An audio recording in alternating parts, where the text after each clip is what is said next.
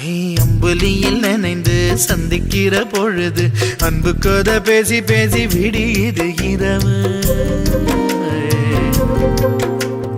7 கடல் தாண்டித்தான் 7 மலை தாண்டித்தான் என் கருத்து